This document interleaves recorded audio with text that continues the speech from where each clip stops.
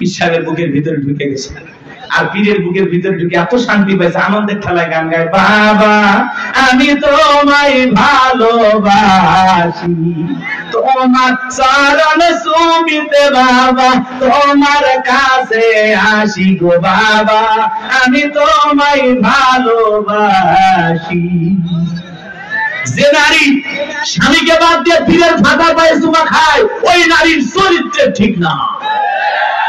মা বোনেরা শুনে না, আপনার পীর আপনার স্বামী, কথা কয় না?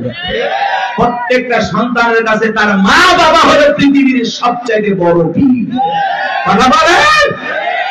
জীবনে কোনদিন মা বাবাকে ভাত দেয় না, পিতা মাতার জন্য 1 কেজি কমলা বেদনা কেনে না, পীর সাহেবের দরবারে গরু নিয়ে দৌড়ায়। পাগল দেখছেন? মা বাবার খবর নেয় না, পীরের বাবার খবরের অভাব নাই। আল্লাহ হেদায়েত দান করেন। গরু ছাগল নিয়ে কোনো পীরের দরবারে দৌড়াবেন না। আচ্ছা, উনি যদি আল্লাহ ওয়ালা হয়, ভালো আছে, তো গরু ছাগল দিয়ে কি করবে? এলাকায় কত গরিব নিয়ে বিয়ে হয় না, দেন না, গরুটা জবাই করে মেহমানদারি করা যায়, আল্লাহ খুশি হবে। এলাকায় মাদ্রাসা আছে, গরিব দুঃখী বাচ্চা পড়াশোনা করে, এতিম বাচ্চারা, একটা ছাগল মাদ্রাসায় দেন, ওরা জবাই করে খেয়ে আল্লাহর কোরআন তেলাওয়াত করবে, আর সেই মালিক আল্লাহ খুশি হবে। আর আপনি মাজারে যায় ছাগল গরু দিয়ে, হ্যাঁ, রাত ভর্তি করে নিয়ে যায়, মাইক বাজার গান গায়, দেখেননি? যা, কত কথা বলা যাবে না, কষ্ট হচ্ছে আপনাদের। কোন মাজারে টাকা পয়সা দান করবেন না, কথা বলে না? হ্যাঁ, কোন মাজারে যদি মসজিদ থাকে, মাদ্রাসা থাকে, সেই জায়গায় আপনি দান করতে পারেন। শুধু মাজার এমন জায়গায় 1 টাকা দেবেন না, কথা বলে না? আপনার যা বলতেছে আপনি তাই করবেন। মাজারে কেন টাকা দিচ্ছেন? উনি আল্লাহ ওয়ালা না, ভালো আছে না, টাকা দিয়ে কি করবে? আঙ্গুর কিনে খাবে? আপনি মাজারে কেন টাকা দিচ্ছেন? এতিম অসহায় প্রতিবন্ধী হাত পাতে 5 টাকা দিতে পারেন না, আর মাজারের দান বক্স থেকে 1000 টাকা 500 টাকা কেমনে ঢুকান? টাকা জেতা মানুষের দরকার না মরা মানুষের? জেতা মানুষ কান দিচ্ছে হাত পাতে, আপনি সেখানে দেন না। আর মাজারে পীর সাহেব একবারও ডাকলো না, এই মুসলিম টাকা দে, চাইছে? ওই জায়গায় কেন টাকা দিলেন? বলেন কেন দিলেন? কিসের বরকতের আশা? সন্তান হয় না, 56টা দরবারে ছাগল মান্নত করে, এই মাজারে ছাগল দিলে সন্তান হবে, পাইছেন কোথায়? কথা কয় না, কথা কয়। খালি ওয়াজ করলে হবে না, মাঝে মাঝে ওয়াজ করা লাগবে। আরে ভাই, আমার দিকে দেন, মাদ্রাসায় দেন, কথা কয় না। দেওয়ার লোক খুঁজে পান না, যে মানুষ চোখের সামনে কান্দে মরে যাচ্ছে, ওই জায়গা দেয় না, ওই মরা পীর সাহেবরা দিয়ে এসেছে। ওই যে পীর আছে না, কলার গাছ আছে, আসলে কোন মাজার কিনা আপনি জানেন? অধিকাংশ মাজার মিথ্যে মিথ্যে মাজার বানায় ভণ্ডামি শুরু হয়ে গেছে, কথা বলে ঠিক না? আল্লাহ যেন আমাদের হেদায়েত দান করেন, একটু জোরে বলেন আমি। আমার কথায় অনেক মাদার পুজোরা বিরক্ত হয়েছে, অনেকে ফোন দিয়ে হুমকি দিছে, তোমরা আল্লাহ আল্লাহর বিরুদ্ধে কথা বলো, মরার আগে জবান বন্ধ হয়ে যায়। চিন্তা করছেন? ফরিদপুরে সালতা থানা আটরশি আছে না, আগে যাইতে পারি না, আমার সেই হুমকি দিত, কয় এই থানা আসলে তোর হাত পা কেটে নেব। গত 29 তারিখে ওই জায়গায় বয়ান করে আসে, কই হাত পাটা করতো না, হাত পা কাটার লোকগুলো খুঁজে পাইনি। কারণ ওই ওদের দেখে নিয়ে আমি একটু সাইজ করছিলাম, খবরদার এই ভণ্ডদের কাছে যাবেন না। হক্কানি আল্লাহওয়ালা ভালো, সেখানে আপনি যাবেন, কিন্তু ভণ্ডদের কাছে যাব না। যেখানে ইসলাম আছে সেখানে আমরা আছি, যেখানে ভণ্ডামি আছে সেখানে আমরা। নারী পুরুষ একত্রে জিকির। আরে ভাই, মহিলা মানুষ কাছে থাকলে মাথা ঠিক থাকে, কিসের জিকির? জিকিরের কথা মনে থাকবে। আল্লাহ হেদায়েত দান করেন।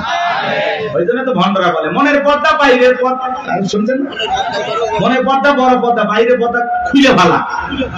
মনের আলো বড় আলো, বাইরের আলো নিবা ভালা। রাত 12টা শেষ, বাতি নিবেছে, এখন কি জিকির হচ্ছে আপনারা বুঝেন না। আল্লাহ হেদায়েত দান করেন।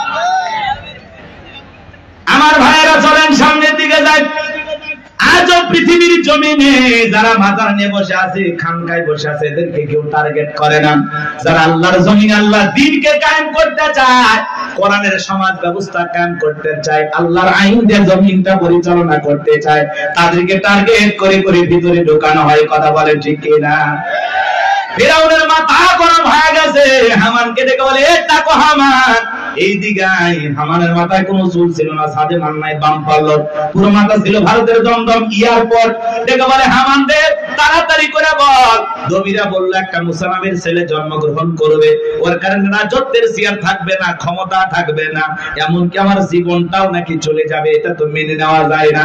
হামান ডেকে বলে নেতা টেনশন নাই, মাইট ইজ রাইট, জোর যার মূল্য তার, আমার রাজত্ব আমাদের, ক্ষমতা আমাদের হাতে, আমরা যা বলবো মিশরের জনগণ তাই মানতে বাধ্য। বলে কি করতে চাস? হামান ডেকে বলে নেতা যত ছেলে সন্তান জন্মগ্রহণ করবে সবাইকে জবাই করে করে দুনিয়ার বুক থেকে বিদায় করে দেব, তাহলে আপনার শত্রু মুসার আগমন ঘটবে না।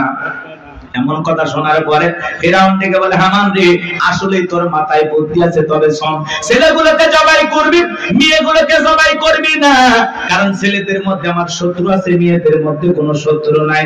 তার মানে চোর হলে মানুষ ভালো, মোবাইল নিয়ে গেল, সিম কার্ড খুলে দিয়ে গেল, কথা বলেন ঠিক কিনা?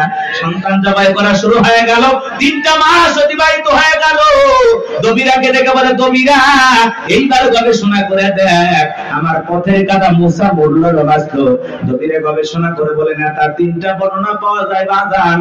একটি বর্ণনায় বলা হয়েছে 20,000, আর একটি বর্ণনায় বলা হয়েছে 24,000, আর একটি বর্ণনায় বলা হয়েছে 80,000।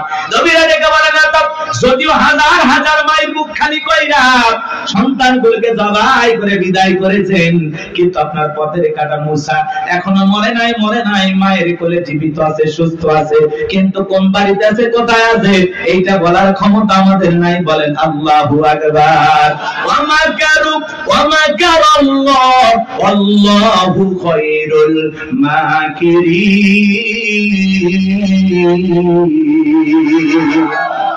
এলাকা আল্লাহ চাই মুসারে বাঁচাইতে, ফিরাউন চাই মারতে, আর 14 গোষ্ঠী এক জায়গা হয় মুসের একটা পছন্দ জিততে পারবে না, কথা বলেন ঠিক কিনা?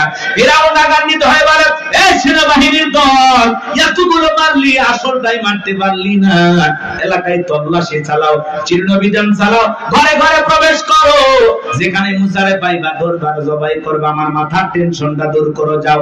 একদল সেনাবাহিনী মুসা নবীর বাড়ির দিকে রওনা করেছে। মুসা নবীর বড় বোন তার নাম মারিয়ম, দেখে বলে মা ওই যে ফিরাউনের সেনাবাহিনী দেখা যায় মা, আর বুঝি ভাইকে বাঁচানো গেল না। মুসা নবীর মা সন্তানকে দিক সেদিক দৌড়ায়, কে যেন ইলহামের মাধ্যমে আওয়াজ দিয়ে বলে মুসলমান তোমার সন্তানটাকে চুলার ভিতরে ফেলায় দাও, কথা দিলাম গো তোমার সন্তানটাকে আবার তোমার কোলে ফেরায় দিব, বলুন সুবহানাল্লাহ। মুসা নবীর মা তাই করলেন। লম্বা ঘটনা বাজার সংক্ষিপ্ত করে বলে দিয়ে যায়, ফিরাউনের সেনাবাহিনী তল্লাশি চালাইয়া তন্ন তন্ন করে ঘর বাইরে সব জায়গায় খুঁজে তারা চলে গেল। এইবার মুসা নবীর মা চোখের কোণায় পানি দিয়ে কাঁদেন আর মনে মনে ভাবেন সন্তান প্রতি আগুনে পুড়ে কয়লা হয়ে গেছে। কাছে যায় তাকায় দেখেন না না মুসা নবী আগুনে পড়ে নাই, মুসা নবী চুলার ভিতরে পড়ে মুস্কি মুস্কি হাসতেছি। সন্তানটাকে কোলের মধ্যে নেবেন, কে যেন গাইবে আওয়াজ দিয়ে বলে মুসার মা কতদিন জালেম করে ভয় লুকিয়ে রাখবা, সিন্ধুক একটা বানায়া দরিয়ার বুকে ভাসায়া দাও, কথা দিলাম গো তোমার ছেলেটাকে আবার তোমার কোলে ফেরায়া দেব। মুসা নবীর মা টেনশনে পড়ে গেলেন, সিন্ধুক পাবেন কোথায়? পরের দিন সকালবেলা কে যেন ডেকে বলে মিস্ত্রি লাগবে না, আমি একজন মিস্ত্রি। মুসা নবীর মা ডাইকা বলে মিস্ত্রি দিকে আসো। জীবনে কেউ মিস্ত্রি বলে চিল্লাইলো না, তুমি কিসের মিস্ত্রি, কি বানাইতে পারো? মিস্ত্রি দেখে বলে মা আপনি যদি মনে করেন এমন একটা সিন্ধুক আপনার দরকার যে সিন্ধুকের ভিতরে আপনার সন্তানকে তুলে দরিয়ার বুকে ভাসায়া দিবেন, ও মা চাইলে এমন একটা সিন্ধুক আমি বানায় দিতে পারি, তাই নাকি? বলে হ্যাঁ। মুসা নবীর মা ডেকে বলে মিস্ত্রি তুমি তোমার মনের কথা বলেছো, এরকম একটা সিন্ধুক আমার প্রয়োজন। মিস্ত্রি ডেকে বলে মা কিছু যন্ত্রপাতি আছে, ধার দেওয়ার জন্য পানির প্রয়োজন হতে পারে, আবার না হলেও চলবে, আপনি একটু ভিতর থেকে পানি নিয়ে আসেন। মুসা নবীর মা ভিতর থেকে পানি নিয়ে এসে দেখে মিস্ত্রি সুন্দর একটা সিন্ধুক বানায়া দাঁড়িয়ে আছে। এবার সিন্ধুকটা হাতের মধ্যে দিয়ে মিস্ত্রি দৌড়ায়, পিছন থেকে ডেকে বলে মিস্ত্রি লোহার পয়সা কিনি বানা, কাঠের পয়সা কিনি বানা, তোমার পারিশ্রমিকের দামটা কিনি বানা। মিস্ত্রি ডেকে বলে মা যারা বিপদে পড়ে আমি তাদের উপকার করি, বিনিময়ে টাকা পয়সা গ্রহণ করি না। মুসা নবীর মা ডেকে বলে মিস্ত্রি এই বিপদের দিনে এত বড় উপকার করলা, লোহার পয়সাও নিবা না, কাঠের পয়সাও নিবা না, তোমার পারিশ্রমিকের দামটাও নিবা না, অন্তত তোমার আমার নামটা বলে দাও, মাঝে মাঝে তোমার কথা মনে হলে আল্লাহর কাছে তোমার জন্য দোয়া করব। মিস্ত্রি ডেকে বলে, না আমি দুনিয়ার কোন সাধারণ মিস্ত্রি না, আমি আল্লাহর ফেরেশতা, আমার নাম জিবরাইল। এইবার সিন্ধুকের ভিতরে মুসা নবীকে তুলে ধরিয়ে ভাষায় দিলেন। আর মেয়ে মারিয়ামকে বলে, মা সিন্ধুক ভাসতে ভাসতে কই যায় খবর নিয়ে আসবি।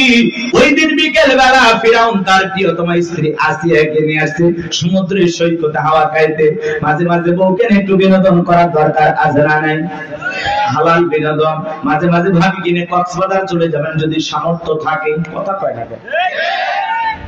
বউকে পর্দা করাইয়া নিয়ে যাবে। আমি কি বলছি কক্সবাজারে যে হাফ প্যান্ট পরে গোসল করবেন, তাহলে গুনাহ হবে। কথা কয় না কেন? কিছু পোলাপান আছে বউ সুন্দরী, মাথা কাজ করে না, কক্সবাজার নিয়ে যায় ঘোড়ার উপরে তুলে সেলফি তোলে, সুন্দর করে সমুদ্রের পানিতে গোসল করতেছে, সেলফি তোলে। বিকেল বেলা আইডিতে পোস্ট করে বলে, প্রিয় তোমার সাথে কক্সবাজারের প্রথম দিন কিছু ছবি তুলেছি দোস্ত তোমাদের দেখার জন্য, ভাবিকে বৃষ্টি ভিজা শরীরে কেমন লাগতেছে একটু লাইক কমেন্টসে জানাও। এর চাইতে মূর্খ বেয়াদব সমাজে আর কেউ আছে নাকি? যে নিজের বইয়ের ছবি ফেসবুক আইডিতে ছাড়ে, এর রুচিতে সমস্যা। কথা বলেন, এই বউ হলো পার্সোনাল জিনিস, একান্তই আমার, এটা পাবলিসিটি করার জিনিস না। কথা বলেন না কেন?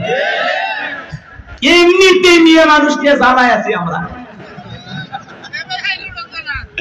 তার উপর আবার বইয়ের ছবি ফেসবুকে ছাড়ে। কত পাগল আছে না? না হুজুরে এখন একটা গান বানাইছে, শোনোনি?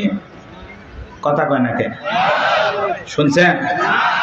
কোন গ্রামে বাড়ি তোমার, কেমন তোমার বাপ, ফেসবুকেতে ছবি ছাইড়া করছো কেন বাপ? শুনছেন না? যাই সময় নাই, অনেক লম্বা হবে, কষ্ট হচ্ছে আপনাদের, বিরক্ত হয়েছেন আমার কথা? মহিলা তো আজ একটু পরে হবে, আপনার আগে ঠিক হন। কি বউকে নিয়ে মাঝে মাঝে বিনোদন করবেন? পিকনিক স্পট গুলো যেখানে ভদ্র লোকেরা যায় সেখানে যাবেন, মাঝে মাঝে বউকে নিয়ে একটু ঘোরাফেরা করবেন, নিজে বউরে একটু সময় দেবেন, না হলে অন্য আরেকজনের সাথে ঘোরাঘুরি করবে, আপনি টেরই পাবেন না। এরকম মহিলা আছে না? নাই? আর একবার যদি বউ বাঁকা পথে চলে, ওই বউকে সোজা করা কঠিন। নষ্ট গাড়ি ঠিক করা যায়, কিন্তু নষ্ট নারীকে ঠিক করা যায় না।